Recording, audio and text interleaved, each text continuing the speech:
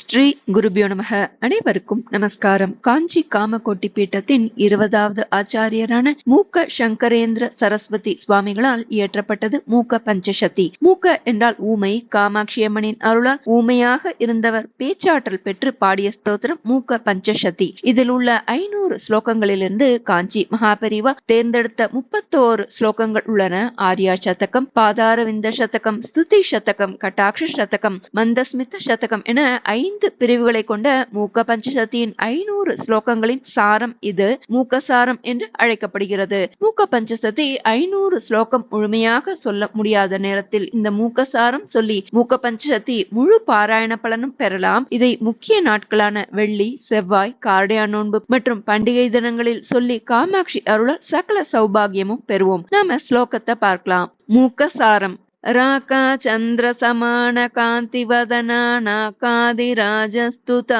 மூகானாமபி குர்வதி சுரதுனி நீகாஷ வாக்வைபவம் ஸ்ரீகாஞ்சி நகரி விகார ரசிகா சோகாபஹந்த்ரி சதாம் ஏகா புண்ணிய பரம்பரா பசுபதேராகாரிணி ராஜதே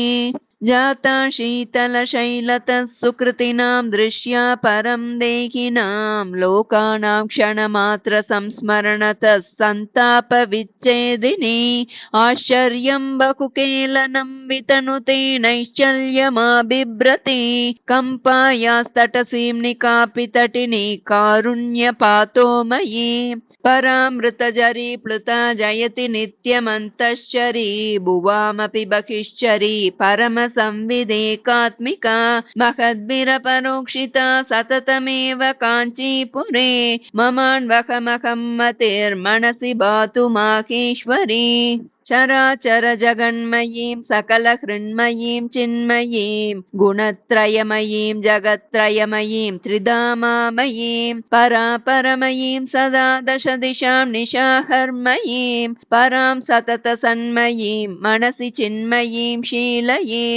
भवाम्बोधौ नौकां जडिम विपिने पावकशिकां प्रणम्येन्द्रादीनाम् अधिमुकुटमुत्तं सकलिकां जगत्तापे ज्योत्स्नाम् अकृतकवचः पञ्जरपुटे शुकस्त्रीं कामाक्ष्याः मनसि कलये पादयुगलीं परा विद्या हृद्या श्रितमदन विद्यामरकत प्रभानीला लीला परवशित शूलायुधमनः तमः पूरं दूरं चरणनत पौरन्दरपुरी मृगाक्षी कामाक्षी कमलतरलाक्षी नयतु मे समर विजय कोटि साधकानन्ददाटी मृदुगुण परिपेटी मुख्य कादम्बवाटी मुनिनुत परिपाटी मोहिता जाण्डकोटि परमशिव वदूटी पातु मां कामकोटि यस्या वाटी हृदय कमलं कौसुमी योगबाजां यस्याः पीठी सतत शिशिरा श्रीकरैर्माकरन्दैः यस्याः पेटी श्रुति परिचलन् मौलिरत्नस्य काञ्ची सा मे सोमाभरणमहिषी साधयेत् काङ्क्षितानि कुण्डलि कुमारि कुटिले चण्डि चराचर सवित्रि चामुण्डे गुणिनि गुहारिणि गुह्ये गुरुमूर्ते त्वां नमामि कामाक्षी अभिदाकृतिर्भिदाकृतिः अचिदाकृतिरपि चिदाकृतिर्मातः अनहन्ता त्वमहन्ता प्रमयसि कामाक्षि शाश्वती विश्वम् अन्तरपि बहिरपि त्वं जन्तु ततेरन्तकान्तकृदहन्ते चिन्तितसन्तानवतां सन्ततमपि तन्तनीषि महिमानं गिरां दूरौ चोरौ जडिमतिमिराणां कृतजगत् परित्राणौ शोणौ मुनिहृदयलीलैकनिपुणौ न कैस्मेरौ सारौ निगमवचसां खण्डितभव ग्रहोन्मादौ पादौ तव जननि कामाक्षि कलये जपालक्ष्मी शोणो जनित परमज्ञाननलिनी विकासव्यासङ्गो विपलित जगज्जाड्यगरिमा मनः पूर्वाद्रिं मे तिलकयतु कामाक्षि तरसा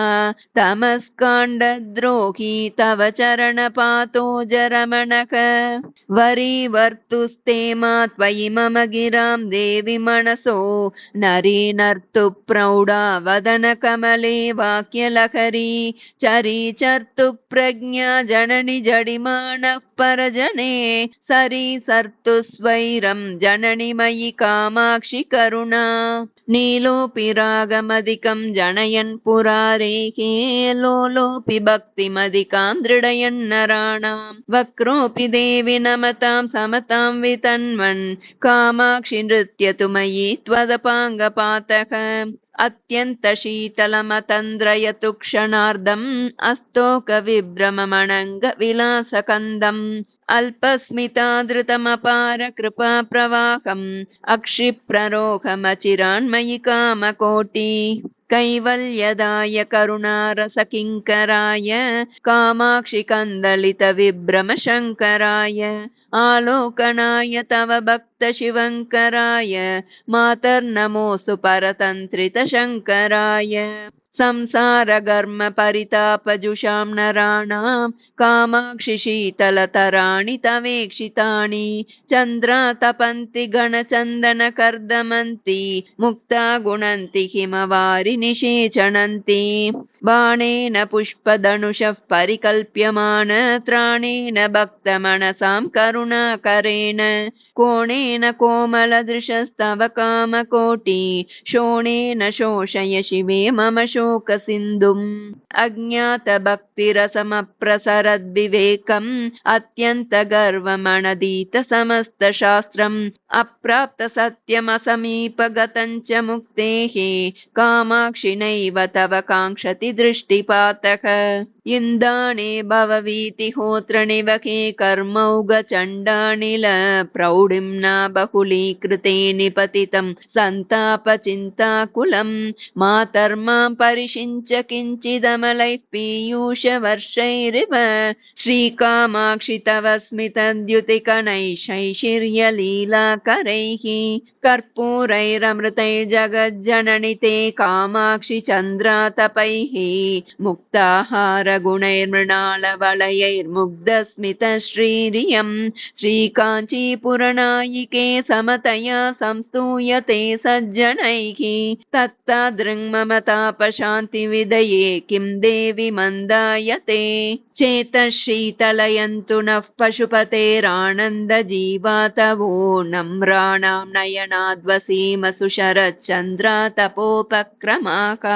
संसाराख्य सरोरुका करकलीकारे तुषारोत्कराः कामाक्षि स्मर कीर्तिबीजनिकरा स्पन्मन्दहासाङ्कुराः सूतिष्वेतिमकन्दलस्य वसति शृङ्गारसारश्रियः पूर्तिः सूक्तिजरीरसस्य लहरी कारुण्यपातो निदेहे वाटिकाचन कौसुमी मधुरिमस्वाराज्य लक्ष्म्यास्तव श्रीकामाक्षि ममास्तु मङ्गलकरी हासप्रभा चातुरी क्रीडालोल कृपा सरोरुखमुखी सौदाङ्गनेभ्यः कवि श्रेणी वाक्परिपाटिकामृतजरी सूती गृहेभ्यः शिवे निर्वाणाङ्कुर सार्वभौम पदवी सिंहासनेभ्यस्तव श्रीकामाक्षि मनोज्ञमन्दहसित ज्योतिष्कणेभ्यो नमः कवित्वश्रीमिश्रीकरणनिपुणौ रक्षणचणौ विपन्नानां श्रीमन्नलिनमसृणौ शोणकिरणौ मुनीन्द्राणामन्तःकरणशरणौ मन्दसरणौ मनोज्ञौ कामाक्ष्या दुरितहरणौ नौमि चरणौ परस्मात् सर्वस्मात् अपि च परयोर्मुक्तिकरयोः नखः श्रीभिर्ज्योत्स्ना कलिततुलयोस्ताम्रतलयोः निलीये कामाक्ष्या निगमनुतयोर्नाकिनतयोः निरस्तप्रोन्मीलन्नलिनमदयोरेव पदयोः रणन्मञ्जीराभ्यां ललितगमनाभ्यां सुकृतिनां मनोवास्तव्याभ्यां मतिततिमिराभ्यां नकरुचा निदेयाभ्यां पत्या निजशिरसि कामाक्षि सततं नमस्ते पादाभ्यां नलिनमृदुलाभ्यां गिरिसुते यशस्सूते मातर्मधुरकवितां पक्ष्मलयते श्रियं दत्ते चित्ते कमपि परिपाकं प्रतयते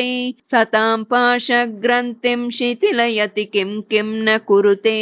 प्रपन्ने कामाक्ष्याः प्रणति परिपाटी चरणयोः मनीषां माहेन्द्रीं ककुभमिव ते कामपि दशां प्रदत्ते कामाक्ष्याश्चरणतरुणादित्यकिरणक यदीये सम्पर्के धृतरसमरन्दा कवयतां परिपाकं दत्ते परिमलवती सूक्तिनलिनी भुवनजननी भूषा भूतचन्द्रे नमस्ते कलुषशमनी कम्पातीरगेहे नमस्ते निखिलनिगमवेद्ये नित्यरूपे नमस्ते परशिवमये पाशच्छेदहस्ते नमस्ते इति मूकसारं सम्पूर्णम्। श्रीगुरुभ्यो नमः।